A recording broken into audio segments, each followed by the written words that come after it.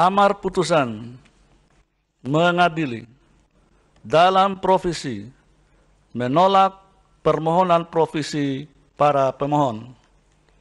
Dalam pokok permohonan menolak permohonan para pemohon untuk seluruhnya. Yang ketiga,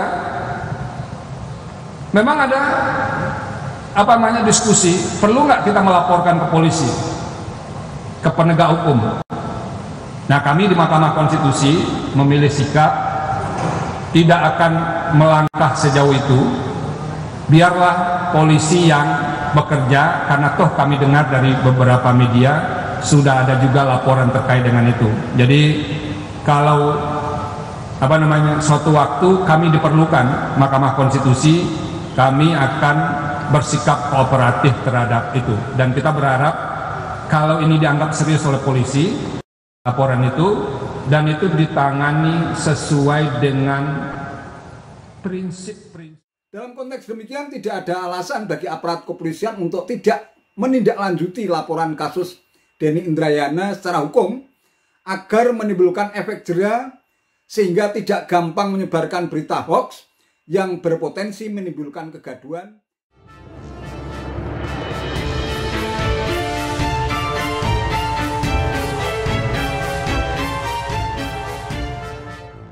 Assalamualaikum warahmatullahi wabarakatuh. Salam sejahtera untuk kita semua, salam budaya.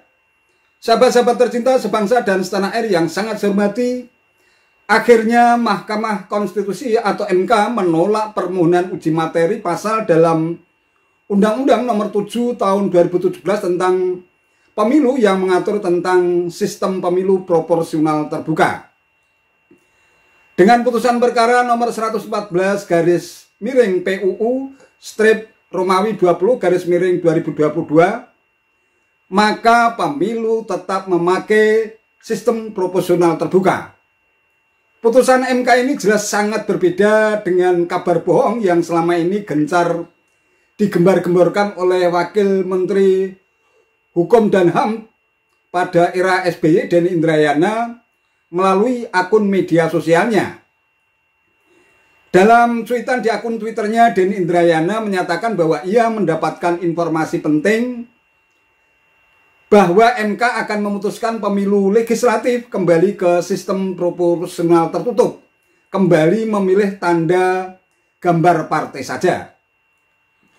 Info tersebut mengatakan komposisi putusan 6 berbanding 3 dissenting. Siapa sumbernya?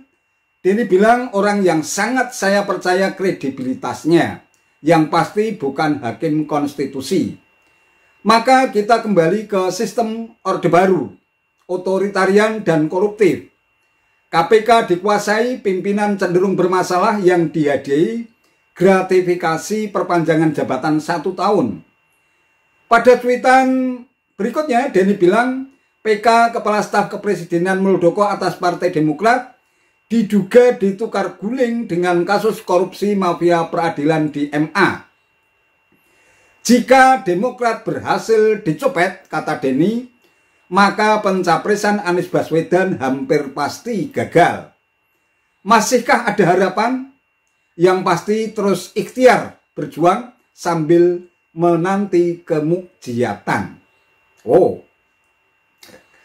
Cuitan Denny itu pun tampaknya membuat Ketua Majelis Tinggi Partai Demokrat SBY ikut bereaksi keras.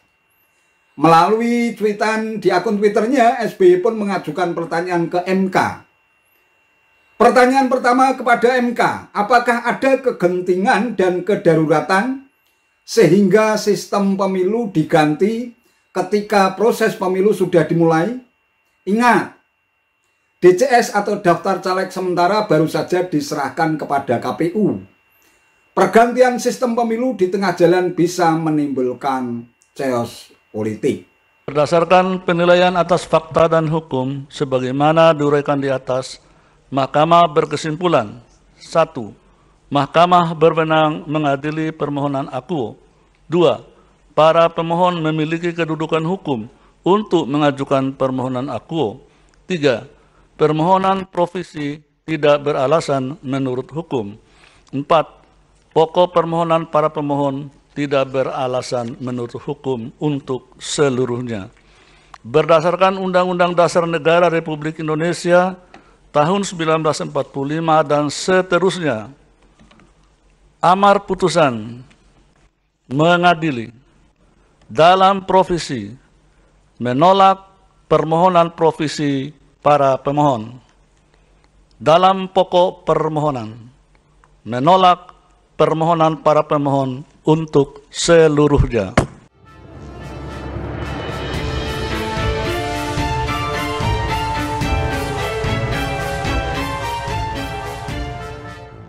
Nah, terkait dengan kabar bohong yang gencar dihembuskan oleh Denny Indrayana ke ruang publik, usai sidang putusan, MK sontak mengambil sikap tegas. MK memang tidak akan melaporkan ke polisi karena sudah ada pihak yang melaporkannya, sehingga MK menyerahkan sepenuhnya kepada aparat kepolisian untuk menindaklanjutinya. Bahkan MK, menurut salah satu hakim MK, Saldi Isra, akan bersikap kooperatif dan menyatakan kesiapannya apabila sewaktu-waktu dibutuhkan untuk memberikan keterangan. Meskipun demikian, menurut Saldi Isra, para hakim MK sudah sepakat untuk melaporkan Denny Indrayana ke organisasi advokat tempat dia bernaung, baik di Indonesia maupun di Australia. Mengapa ini menjadi poin yang kami bikin stressing, teman-teman sekalian? Karena ada yang berpendapat sejak tanggal 28 Mei sudah ada putusan dan posisi hakimnya 63. Posisi hakimnya 63, katanya mengabulkan 63, 6 mengabulkan, 3 disenting. Nah, dengan fakta sidang hari ini, kami perlu menjelaskan ini, bahwa pendapat itu merugikan kami secara institusi, seolah-olah kami membahas itu dan itu bocor keluar, diketahui oleh pihak luar. Nah, fakta hari ini, putusan itu baru terjadi tanggal 7. Jadi teman-teman nanti bisa baca, putusan itu baru terjadi tanggal 7. Sebelum tanggal 7 itu belum ada posisi hakim, belum ada putusan. Ini sekaligus nih mengoreksi, karena orang mengatakan sudah ada itu sejak berbulan-bulan lalu. Nah, sekarang yang terakhir yang agak luas liputannya itu kan apa yang dikemukakan oleh Profesor Denny Indrayana itu. Nah, kami mau mengatakan tidak benar tanggal ketika cuitan atau apa namanya, unggahan atau segala macam itu, tanggal itu sudah ada putusan. Jadi itu tidak benar, karena putusan itu baru diambil tanggal 7. Satu. Yang kedua, kalau dalam unggahan itu atau yang beredar itu dikatakan posisi hakimnya 63, tidak benar kan? Posisi hakim hari ini itu ternyata 71. Jadi sidang pengambilan putusan itu, RPH pengambilan putusan itu hanya diikuti oleh 8 hakim konstitusi, jadi tidak 9. Nah, kami mohon teman-teman bisa ini menyebarluaskan yang ini supaya kami itu bisa terbantu bahwa tidak ada informasi itu keluar. Nah, itu poin pentingnya yang perlu kita sampaikan siang hari ini.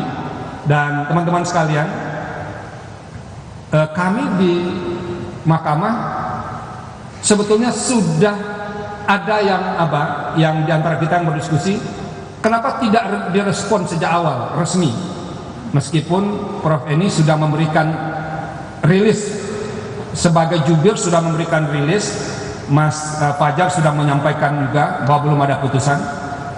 Kenapa baru hari ini kami menyampaikan merespon itu? Satu, dalam suasana sensitif. Jadi ini ada juga suasana sensitifnya istilahnya. Ketika perkara itu disampaikan kita, itu hakim betul-betul fokus. Jadi tidak ingin dulu diganggu oleh situasi itu. Apakah reaksinya kan juga macam-macam kan, datang dari berbagai tempat terhadap itu. Jadi suasana ketika hakim bikin posisi hukumnya itu, kami tidak ingin diganggu. Satu. Yang kedua, kalau kami memberikan respon awal, nanti orang akan bisa menafsirkan, oh posisi hakim ini begini, posisi hakim ini begini. Dan kami sengaja menghindari itu. Makanya kami memilih hari ini kami merespon pernyataan Denny Indrayana bahwa pernyataan itu benar, tidak benar. Pernyataan itu tidak benar karena apa? Satu, tanggal itu belum ada putusan, belum ada rapat permusyawaratan hakim. Rapat permusyawaratan hakim untuk memutus itu baru terjadi tanggal 7 Juni. Dan yang paling akhir itu buktinya secara angka tidak tepat.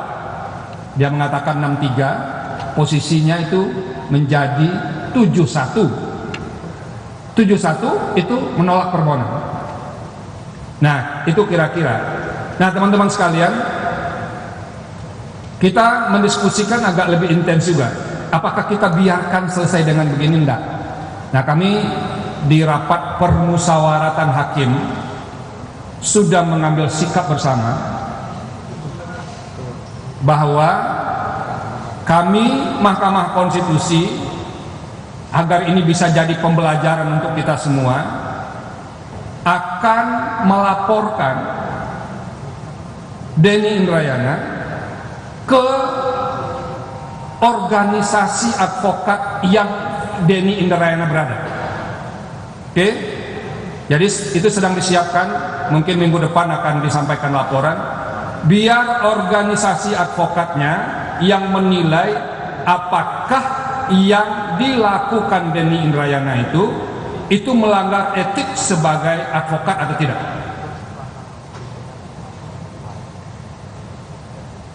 Itu satu.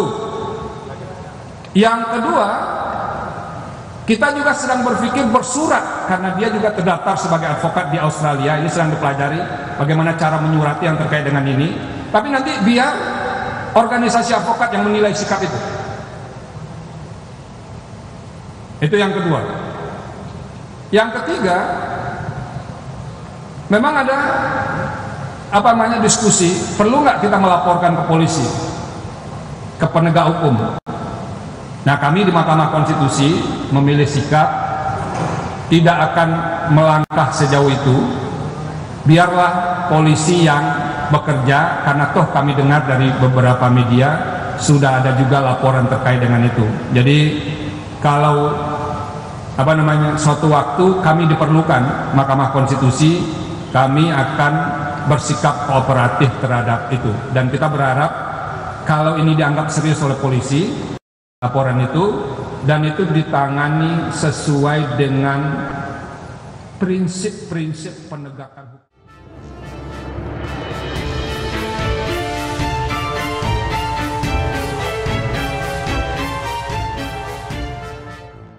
Sahabat-sahabat tercinta sebangsa dan setanah air yang sangat saya hormati, mungkin begitulah risiko hukum yang harus dihadapi oleh seorang Denny Indrayana, guru besar hukum tata negara yang juga seorang advokat, tetapi hobi banget menyebarkan berita bohong alias hoax yang sama sekali tidak pantas dilakukan oleh seseorang yang sangat mengerti seluk-beluk hukum. Namun sikapnya yang terkesan arogan, sok tahu, dan keras kepala yang mungkin kebelet membutuhkan pengakuan publik, dia rela melacurkan intelektualnya demi kepentingan politik sempit dan sesaat dalam posisinya sebagai kader dan caleg Partai Demokrat serta pendukung bakal capres Koalisi Perubahan Anies Baswedan. Dia tak henti-hentinya menyebarkan tuduhan tanpa bukti kepada Presiden Jokowi yang dinilai telah melakukan kejahatan politik dengan memperalat Mahkamah Agung dan Mahkamah Konstitusi untuk menjegal Anies Baswedan dengan cara memenangkan kubu Muldoko untuk mencopet Partai Demokrat. Dengan keputusan MK yang menolak uji materi sistem pemilu, makin terbukti bahwa serangan gencar yang selama ini dilakukan oleh Denny Indrayana diarahkan kepada Presiden Jokowi, sampai-sampai menghembuskan isu kalau Presiden Jokowi sudah memenuhi syarat untuk dimakzulkan hanya kebohongan, kibulan, dan bullshit belaka. Dalam konteks demikian, tidak ada alasan bagi aparat kepolisian untuk tidak menindaklanjuti laporan kasus Denny Indrayana secara hukum agar menimbulkan efek jera sehingga tidak gampang menyebarkan berita hoax yang berpotensi menimbulkan kegaduhan sehingga situasi tahun politik makin memanas, saling curiga, bahkan saling bermusuhan. Itu saja yang bisa saya sampaikan. Terima kasih atas perhatiannya. Wassalamualaikum warahmatullahi wabarakatuh.